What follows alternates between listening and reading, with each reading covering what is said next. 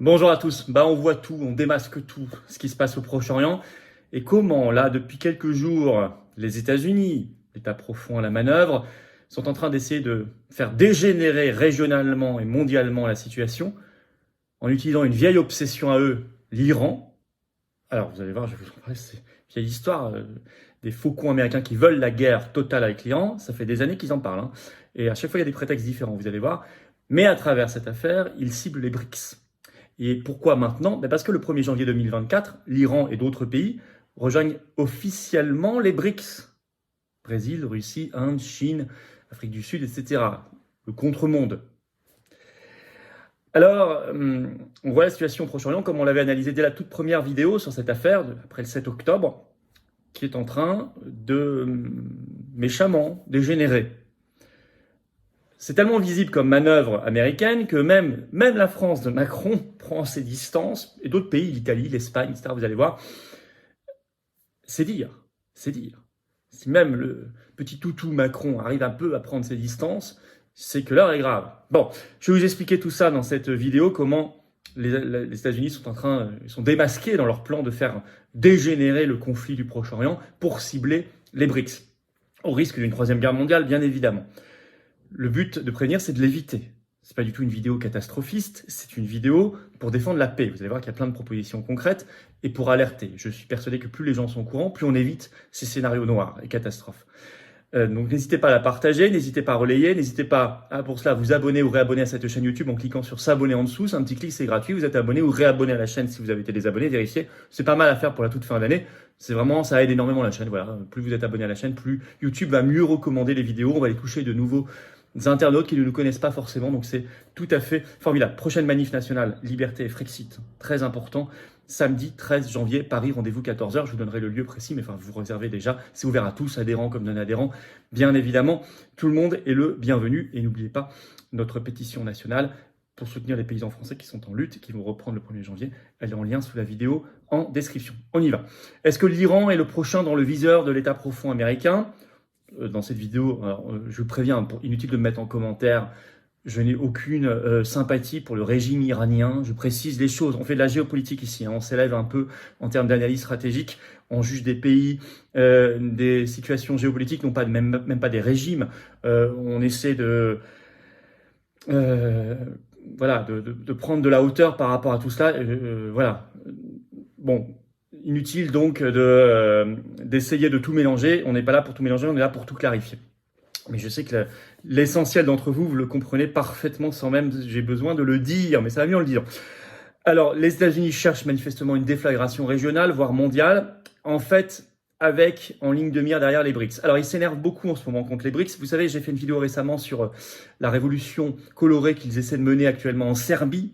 Allez la voir, elle vous a beaucoup intéressé d'ailleurs. C'est la même optique, hein. Serbie, vue comme alliée de la Russie, les BRICS. Là, vous allez voir l'Iran qui rejoint les BRICS, donc la Russie, la Chine. Voilà. On est dans quelque chose de très très cohérent, mais c'est vrai que ça s'agite beaucoup en ce moment. Ça s'agite beaucoup côté État profond américain, de la Serbie, là le Proche-Orient. Bon. Alors, le conflit effectivement au Proche-Orient semble s'étendre et dégénérer depuis quelques jours. Long article, on analyse dans Euractiv ce 27 décembre, le titre « La guerre à Gaza durera encore de nombreux mois selon Israël, alors que les craintes que le conflit fasse tache d'huile se multiplient ». Et alors l'histoire que ça va durer encore de nombreux mois, c'est l'expression utilisée par le chef d'état-major des armées israélien Halevi, qui l'a dit le 26 décembre en conférence de presse, ce qui n'est évidemment pas une bonne nouvelle vu le carnage. Alors, dans l'article de Euractiv, il parle, je cite, d'une propagation du conflit pour l'interrogation. Je cite toujours, de plus en plus de signes indiquent que le conflit est en train de s'étendre à d'autres zones de la région.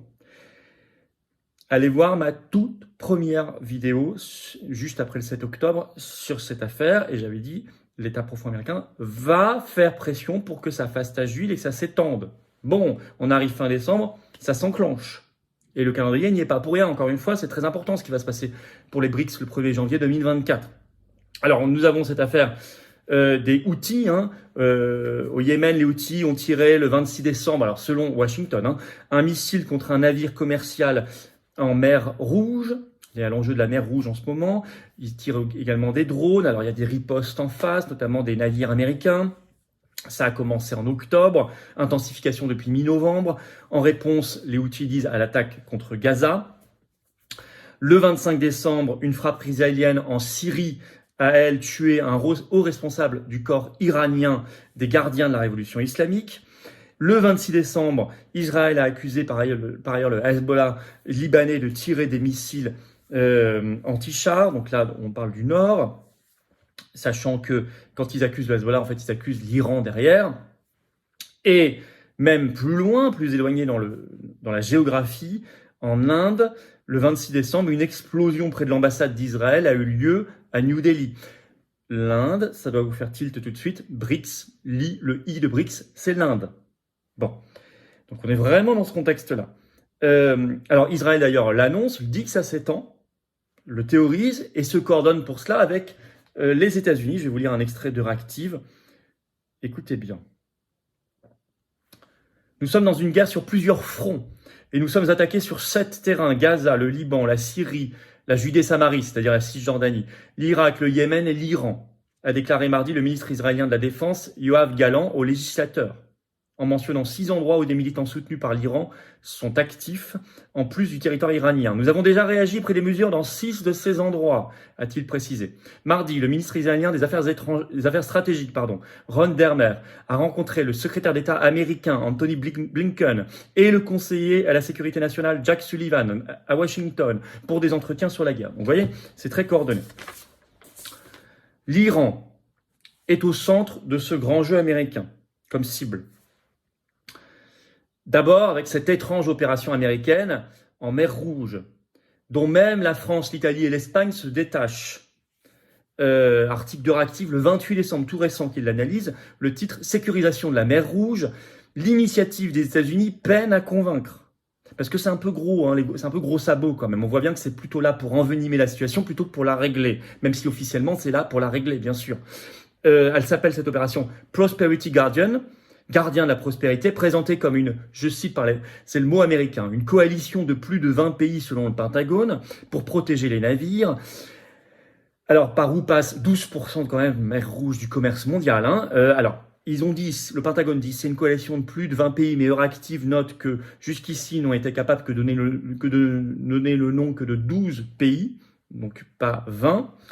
12 pays intéressés par ce projet. Par ailleurs, Euractiv note une prise de distance par l'Italie et par l'Espagne. Et en fait, ça cafouille complètement. Je vais vous lire un extrait de l'article avec même la France. Bien que la Grande-Bretagne, la Grèce et d'autres pays aient publiquement soutenu l'opération américaine, plusieurs pays mentionnés dans l'annonce des États-Unis se sont empressés de dire qu'ils n'étaient pas directement impliqués dans l'initiative. Le ministère italien de la Défense a déclaré qu'il enverrait un navire en mer Rouge à la demande d'armateurs italiens et non dans le cadre de l'opération américaine. La France a quant à elle déclaré qu'elle soutenait les efforts visant à garantir la libre navigation en mer Rouge, mais que ces navires resteraient sous commandement français. L'Espagne a pour sa part indiqué qu'elle ne participerait pas à l'opération et qu'elle s'opposait à ce que la mission anti-piraterie de l'UE à l'Atalanta soit utilisée pour protéger les navires de la mer Rouge. Mercredi, le Premier ministre Pedro Sánchez a toutefois déclaré qu'il était prêt à envisager la création d'une autre mission pour s'attaquer au problème. L'Arabie Saoudite et les Émirats Arabes Unis ont précédemment déclaré qu'ils n'étaient pas, eux, de l'opération. Bon, donc ça cafouille sérieusement.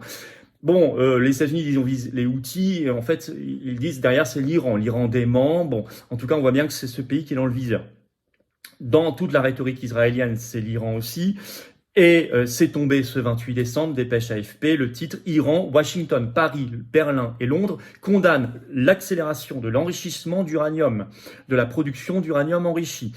En effet, 2 jours, dit l'AFP, repris par le Figaro, 2 jours après un nouveau rapport de l'Agence internationale de l'énergie atomique, l'AIEA, quant à la production iranienne. Donc on voit qu'on réenclenche cette rhétorique qui est réenclenchée. Vous reprenez les articles sur les mises en garde, sur l'enrichissement de l'uranium, la production d'uranium enrichi en Iran. Honnêtement, vous avez des articles qui tombent avec la précision d'une horloge suisse, je dirais pas tous les ans, mais quasiment. Et depuis, cherchez, 15 ans, non, 20 ans, non, plus. Vous verrez, vous verrez. Et à chaque fois, même il y a 20 ans, vous dites, ils sont au bord de. Il y a 15 ans, ils sont au bord de. Il y a 10 ans, ils sont au bord de. Il y a 2 ans, ils sont au bord de. Là, ils sont au bord de. Voilà. Alors, mais c'est une vieille obsession. Les États-Unis réutilisent une vieille obsession de l'État profond qui est la guerre contre l'Iran, avec derrière, bien sûr, la Russie, la Chine, tout ça. Par exemple, c'est toujours en ligne. Le Figaro, 22 avril 2008, il y a plus de 15 ans. Le titre « Hillary Clinton menace de rayer l'Iran de la carte ». C'était son expression. Hillary Clinton. J'en ai plein des articles, vous les trouverez, même plus vieux que 2008. En fait, c'est une vieille obsession qu'ils cherchent à réactiver depuis toujours. Il y a des faucons là-bas qui veulent la guerre et qui la demandent. Hein. Et ils sentent... et en fait, ça s'est réaccéléré depuis qu'ils savent que l'Iran va rejoindre les BRICS, avec derrière la Russie et la Chine qui sont en réalité visés. Ils réactivent même cette expression d'axe du mal. Alors ça a été bien noté par un journal canadien, le Journal de Montréal. C'est un article qui date du 8 avril 2023, mais qui avait tout vu. Je cite, « Aux États-Unis, c'est le retour de l'axe du mal ». Expression qui avait été sortie publiquement par Bush Jr. quand il était président des États-Unis dans son discours sur l'état de l'Union en janvier 2002. À l'époque, c'était 3 pays, l'Iran, la Corée du Nord et l'Irak. L'Irak, ensuite, il y a eu la guerre de 2003 avec les fake news, les fausses informations. Bon, vous savez tout ça. Maintenant, l'axe du mal, c'est toujours 3 pays. Ça a été réactivé dans la diplomatie, dans les éléments de langage américains, là en 2023, avant même le 7 octobre. Hein. Et c'est toujours 3 pays, c'est plus les mêmes, sauf un, l'Iran, mais maintenant c'est Russie et Chine. Iran, Russie, Chine, et c'est toujours l'axe du mal. Je vous cite un extrait de cette analyse intéressante du journal canadien. Alors le journaliste parle de lui à première personne. Hein. C'est ce que m'a rappelé la récente comparution de Mark Milley, le chef d'état-major américain interarmé, devant une commission de la Chambre des représentants. La Chine, la Russie et l'Iran vont constituer un problème pour les États-Unis pendant de nombreuses années à venir, a-t-il affirmé, parce que les 3 travaillent de plus en plus étroitement ensemble. Un seul démon de la promotion initiale, l'Iran, promotion de 2002, hein, l'axe du mal, est passé à la 2e mouture de l'axe du mal. L'Irak, sans Saddam Hussein, ne représente plus le même risque, alors que la Corée du Nord a été écartée du trio, possiblement parce que la petite dictature stalinienne, tout en continuant d'irriter les Américains, ne semble rester que cela pour l'instant, une source d'irritation. Et vous voyez qu'on là, c'est un article d'avril 2023, on est avant le 7 octobre. Donc il y a toujours de nouveaux prétextes. Alors, ce qui fait que les États-Unis ne cessent d'augmenter fortement leur budget militaire, qui va être de 842 milliards de dollars pour 2024, c'est ce qu'a décidé le Congrès. Rappelons qu'il était à 801 milliards en 2021, donc il augmente très vite. Selon un journal belge, l'Echo, article du 16 mars 2022, au tout début de la guerre d'Ukraine, dans le contexte donc de la guerre d'Ukraine, on parlait déjà aussi, le titre c'est « Le nouvel axe du mal ». Donc vous voyez, c'est réactivé selon les contextes, on le réutilise. Le Figaro, 13 septembre 2023, donc avant le 7 octobre, les attaques en Israël. À l'occasion, juste après le sommet des BRICS, le titre « Les bonnes recettes du nouvel axe du mal ». Donc c'est vraiment quelque chose qui est assumé d'être réactivé. Récemment, je l'ai vu en direct, je regarde jamais la télé, mais là je suis tombé dessus. LCI, l'après-midi du 24 décembre, il y avait un bandeau à l'écran pendant tout un débat, le titre, je l'ai noté, l'Iran au centre de l'axe du mal, pour l'interrogation. Donc vous voyez, là c'est lié, soi-disant, à ce qui se passe en Israël depuis le 7 octobre. En mars 2022, c'était lié à l'Ukraine-Russie. En septembre 2023, c'était lié aux BRICS. Déjà en 2002, mais c'était lié à l'Irak et à la Corée du Nord. Bon. En 2008, Hillary Clinton, il fallait rayer l'Iran de la carte, etc. Donc pourquoi ? Parce que l'Iran rejoint bientôt officiellement les BRICS. Dépêche AFP, je vous le rappelle, le 24 août 2023, le titre « Les BRICS intègrent 6 nouveaux membres en 2024, l'Iran, l'Argentine, l'Égypte, l'Éthiopie, l'Arabie Saoudite et les Émirats Arabes Unis ». Et ça a lieu le 1er janvier prochain, le 1er janvier 2024. Voilà. Et clairement, là-dessus, il y a une alliance États-Unis-Israël. Donc, en conclusion, nous n'allons pas dans la bonne voie. Ce n'est pas parce qu'on n'a pas de sympathie du tout pour le régime iranien que penser faire ça est une bonne solution. C'est idiot, c'est contre-productif. Bien sûr, ça va créer des foyers de terrorisme et de radicalisation partout, bien au-delà de l'Iran. Et c'est par ailleurs extrêmement dangereux, c'est un embrasement régional, voire mondial. Parce que c'est pas l'Iran qui est premièrement visé, c'est la Russie et la Chine derrière, évidemment. Et donc, il ne faut pas être naïf sur les prétextes. C'est une vieille histoire, cette affaire américaine, mais là qui est réactivée et qui est dangereuse dans le contexte actuel. Certains faucons, certains fous veulent l'embrasement régional et mondial, veulent la Troisième Guerre mondiale, je vous l'ai toujours dit. Ne croyez pas que c'est abandonné. La France doit se retirer de ce jeu. Elle l'a fait déjà un peu timidement, mais elle l'a fait quand même sur l'opération en mer Rouge. Elle doit aller beaucoup plus loin. Et elle doit prôner la désescalade et la paix, évidemment. Elle doit travailler avec les BRICS. comme elle doit travailler avec les États-Unis, avec les autres pays européens et tout le monde. Il n'y a pas de problème. Mais il faut aussi travailler avec les BRICS, pas les voir comme des ennemis, les voir comme des partenaires indispensables, parce que le monde est comme ça, qu'ils ont pris une importance économique et géopolitique telle qu'il serait fou et suicidaire, je vous le dis comme je le pense, de considérer que ce sont des ennemis à vie. Ça n'a aucun sens. Ça, c'est la vision de certains profiteurs de l'État profond américain. Ça n'est pas la nôtre. Ça ne doit pas être la nôtre, en tout cas, si on veut vraiment défendre le bien commun, l'intérêt national et la paix du monde. En tout cas, c'est notre objectif à nous. C'est écrit là. Voilà, n'hésitez pas à partager cette vidéo. Elle me semble riche, importante et concrète. Très importante pour 2024. N'hésitez pas à la relayer. N'hésitez pas à vous abonner ou réabonner à cette chaîne YouTube en cliquant sur s'abonner en dessous. C'est un clic, c'est gratuit. Hop, vous êtes abonné. Bravo à vous, on a dépassé les 473 000 il y a quelques heures. Grâce à votre mobilisation, continuez de vous abonner ou de vous réabonner. Grand merci. Grâce à vous, les vidéos vont être mieux recommandées par YouTube. Et puis 13 janvier, après-midi, samedi, ouvert à tous, adhérents comme non-adhérents, manif nationale, liberté et Frexit, notez bien. Et je vous attends aux patriotes. Voilà, profitez des quelques heures avant fin 2023 pour défiscaliser adhésion, réadhésion et dons, parce que c'est comme ça, c'est permis pour vous, c'est prévu par la loi. 2/3 de défiscalisation, baisse concrète de vos impôts. Si vous adhérez, réadhérez, vous faites un don.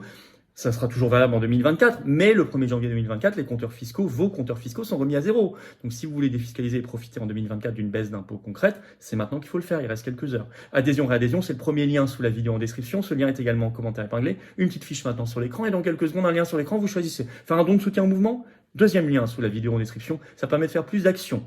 Adhérer, réadhérer, ça permet d'être dans l'action. Ça permet de rejoindre des gens, de les connaître, qui pensent comme vous.